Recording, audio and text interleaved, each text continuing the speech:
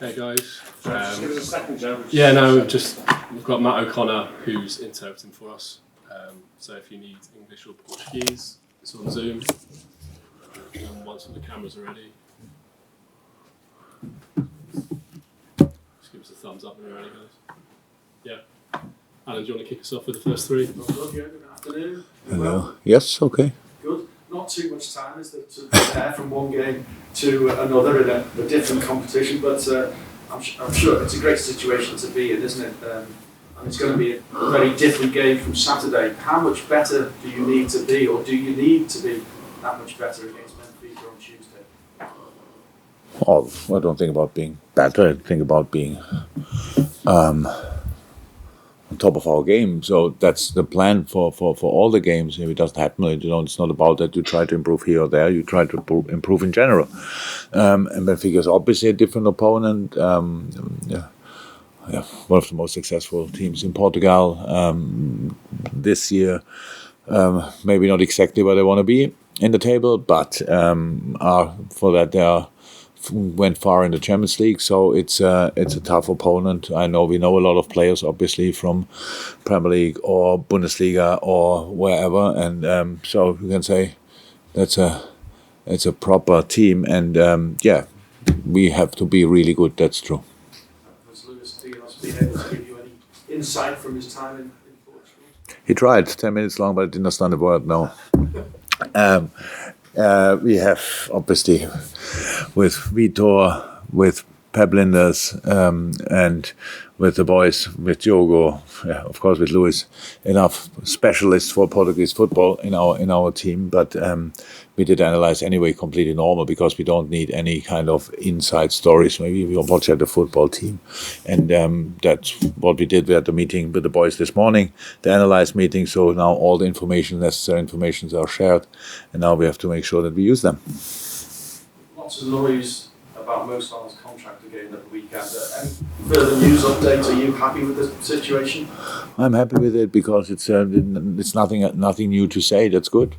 It's just good. The decisive parties are talking to each other, and that's all I need, and that's it. Okay, we'll head over to Juliet on Zoom now, if that's okay. Hi there, Jurgen. Hi, Julia. There's 3 empty seats in front of me here in Benfica. I was just wondering, you were talking at the weekend about how maybe a couple of players have picked up, but not Curtis Jones and Joel Matip as well, but training and Curtis trained today, so full squad available for the match? Yes, full squad available, absolutely. So nothing, Curtis was just a little swelling, disappeared then overnight, fine. Same with Joel, which was very helpful because it looked really strange. And and Trent trained now 4 or 5 days. Not sure exactly, but yes, he's ready as well. Okay, we'll go to Ian next, please. TalkSport. Hi Jurgen, how are you? Hi Ian, good, you? Yeah, good, thank you. We're going to be speaking to Virgil van Dijk as well shortly. How important is the defensive unit? We all go on about your front three being incredible, but you haven't conceded a goal away from Anfield since Crystal Palace, which was back in January. So how important is that side of things to you? It's the mother, if you want, of all the things we do. And that's what I'm asking for constantly. That will never stop, because it gives you stability, it gives you the opportunity to win games 1-0, which is important because you cannot always score plenty of goals because the quality of the other opponents. So that's how it all starts, that's how it all ends. It's absolutely the basis for all the things we do. Okay, we'll go to Paul Joyce next, please. Hello, Jurgen. Hi. I was just wondering if you could talk a little bit about when you were in Lisbon and got the phone call from Mike Gordon. That was a nice story you sent to the website. Yeah. Was it a phone call that changed your life, or it was not talk a little bit about it did change my life, but it was not Mike Gordon on the phone. To Mike I spoke later. No, it was my agent on the phone. And he told me about the interest. So when I told the story to our website, it was like the situation was like this, but we are completely in a holiday mood. But there were some rumors around which we didn't really follow. But with two sons, they pick up pretty much everything. So I knew from them a little bit that a couple of things could happen, these kind of things. And then when we were sitting there, the phone rang, and I didn't pick a lot of phone calls that time. So my family was around, so why should I talk to anybody else? And but it was my agent, who is my friend as well. So I picked the phone, and then when I said, when he said, "Yeah, Liverpool's calling," then the boys were looking at me, like staring at me, and I just said, "It's." And in that moment, for them, the decision was made, and Ulla had to put the thumb up, and then it was clear we will do that, because it just felt right from the first second. So it was a life changer, definitely. And goes without saying, you sit here now with everything you've achieved, you can't really have expected to work out too much better. It's been everything you thought it would be. Yeah, I would love to say we were champions 2019 as well. So, but we weren't. I would have loved to say we won the Champions League final. It was the 19 as well. I forgot it. Yeah. No, that was 18. So that all would have been great. I don't know exactly. No, it's I don't judge my time here about the trophies too much. I know everybody else is doing that, but it's not for me. It's not that much for me. It's the way we play and the way we developed, and the way the club is, the position the club is in a moment is much more important. So it's a healthy club in a good situation. It's all what you want. And these circumstances give you the opportunity to focus on football, and that's what we try. But it's really difficult. I know the stories around us are very positive in the moment, rightly so. The boys deserve that. But we all know one failure, one little wrong step or whatever, and at least one competition could be gone. So we have to make sure. And there's no problem for us, by the way, because we don't feel that well about the situation. We don't feel that great. We just feel ready for the next challenge, and that's all I need. But there's no big celebration about the development of the club in the last few years. It's just really serious work, and I'm very, very happy about that. Okay, we'll go to Chris in the room, please. Chris in the room, that's a nice name. Wondering how you're kind of helping the players, I suppose, mentally as well, dealing with every game, every big game, every few days. How are you helping to kind of keep the players, I suppose, calm in these moments? Calm, I'm not sure I want them to keep calm. Could be calm. I know what you mean. So like focus, these kind of things. But you need excitement. Everybody needs to be looking forward to it. And that's easy with the fixtures we have, with the competitions we are in, with the period we are in. That might be somehow more difficult late November, early December, when you're not even halfway through, and the games, the rhythm is the same pretty much. So it's really tricky. But to the end, I don't have to worry too much about that. Apart from that, we are used to it. We are used to it, and it's nice. We enjoy it, actually. The training sessions are very short. Training are very punctual. We do this, we do this, we do this, and then go on from here. The meeting this morning was longer we had than the session, actually. And so we are used to it, and the boys enjoy that. We speak the things through. We go through the ranks what we have to do on the pitch, and it's nice. Then go in the next game. As long as you win, it's anyway nice. But even in other moments, it's then still very, very exciting and interesting. So no, we have no problem with that. It's all good. It's the situation we dreamed of if we would have dreamed before the season. So now we are here. Now let's try to get the most of it. Okay, stay in the room. Jurgen, after the game against Watford, you spoke about the maturity, the performance, the maturity, and getting the results. How important will that be over the course of the next 2 months, that maturity? Yeah, massively. It's not the only thing. If you're only mature, so then it doesn't help too much. But you can combine quality, desire, excitement, and stuff like this, mentality with maturity. Top. And you cannot buy that. You have to mature yourself pretty much as a team, as a player, and then me as a coach as well. So it's just.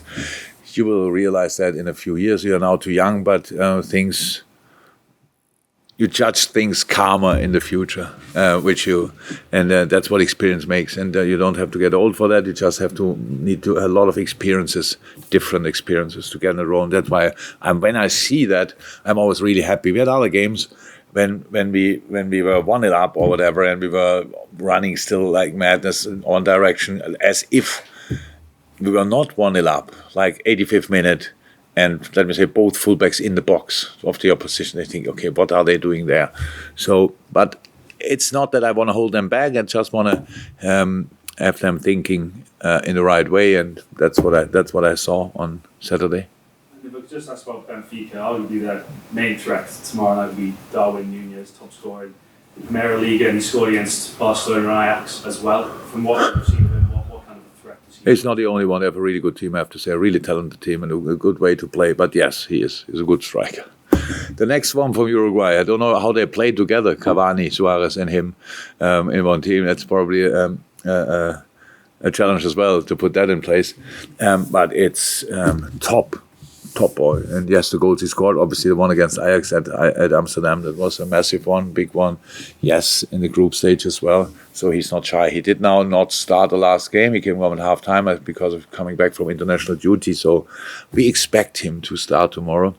They have to make sure that he will not get a lot of balls. But there are other players. Rafa is with the ball, wow, really quick.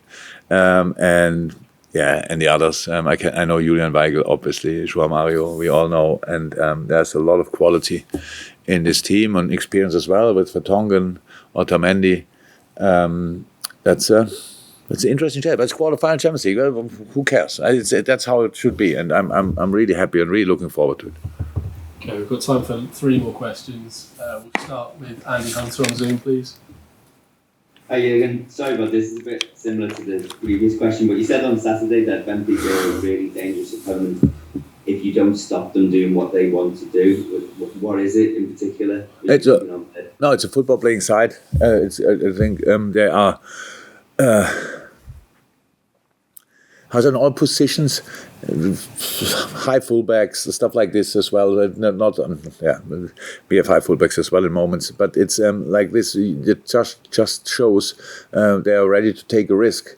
Means when they are in possession, they open up the formation, and there's a lot of space to defend. So we have to make sure that we can win balls there, that we could use that as well. Then, so at least we expect that they do that, because that's what they did so far in pretty much all the games.